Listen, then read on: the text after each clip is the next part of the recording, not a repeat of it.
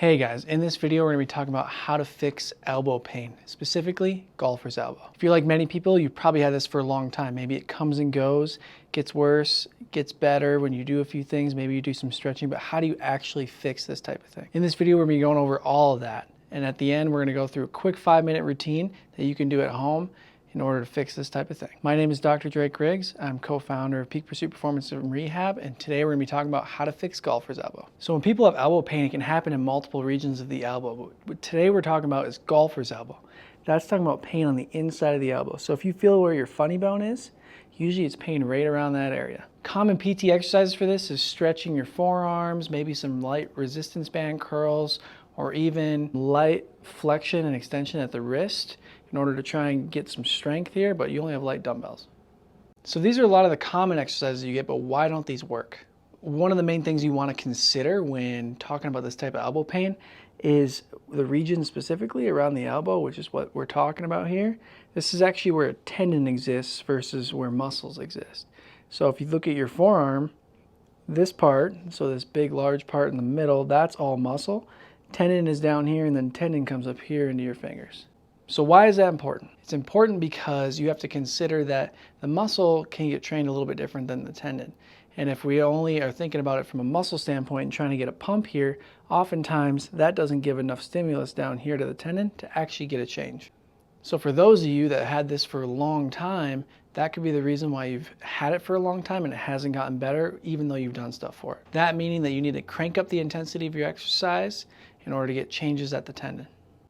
So let's take a break from these resistance band exercises that are really light and really easy, and take a break from the stretching like this and like this. In reality, that's not going to produce any changes down here at this tissue, and maybe you might even find that more irritating in general. So if we're taking a break from this, what can you do instead? A lot of people jump into using this right away instead of that other resistance type exercise or stretching. And even though I don't hate this type of thing, it's not going to make a lasting change down here, but you can do it a little bit.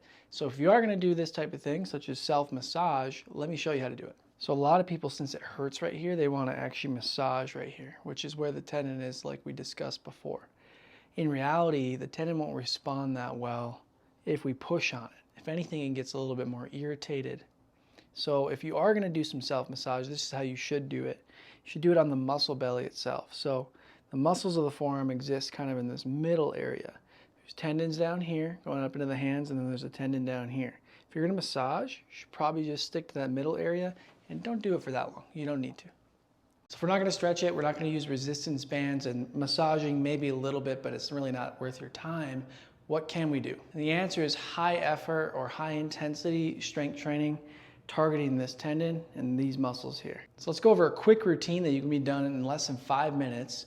Add strength here, which you can put in your warm-up of your workouts. Maybe you put it before bed if you have pain at night, before work, you have pain at work. Really, you could do it at any point in the day. So let's do some isometric, which means your muscle doesn't change size, we're just holding position, kind of like a plank, holding a position.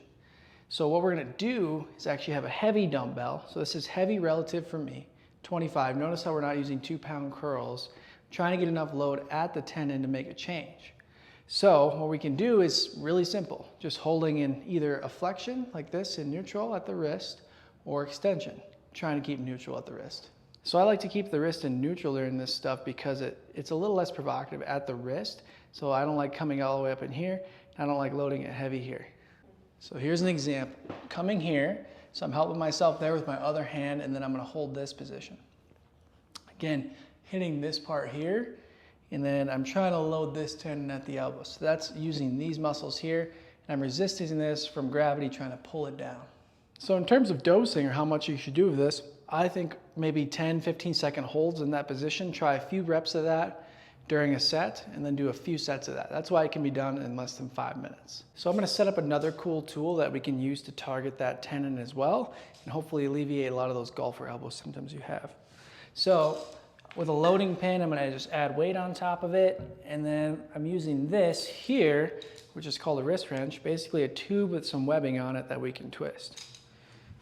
So these are pretty easy to make on your own, but in general, you can buy them as well.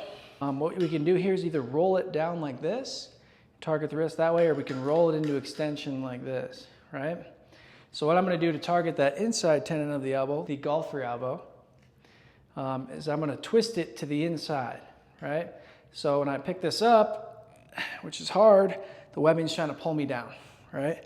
So I have to resist that by pulling and holding up with my flexor. So again, I'm grabbing this, I have it bent up like this with some webbing around the top. I'm gonna grab it neutral like this, slight extension, pick up and hold. Trying to get to 10 seconds. It's really high effort for me, meaning I'm probably loading the tendon enough. And down. So we can repeat that for a few sets. So you can do either way or do both. You can either use the dumbbell or you can use this, but the key is having it being intense enough, like a 7 out of 10 effort, in order to get changes here at the tendon. So why it's probably been going on for a long time is that we're not meeting the intensity that I just demonstrated or the intensity that I demonstrated with the dumbbell. So to sum it up, let's get rid of these light little resistance bands. If you have golfer's elbow for your strength training, it's just not enough. You probably don't need to do a lot of stretching because that's not giving the tendon the load that it wants. But strength training is good. So if you do those two variations, one of the two, a few sets of that a day, which is less than 5 minutes, it'll probably start feeling better. So hey, if you like this video, hit subscribe and we'll bring more stuff like this to this channel. Also comment below, let us know what you've done to try and fix this elbow pain and if it's worked or not.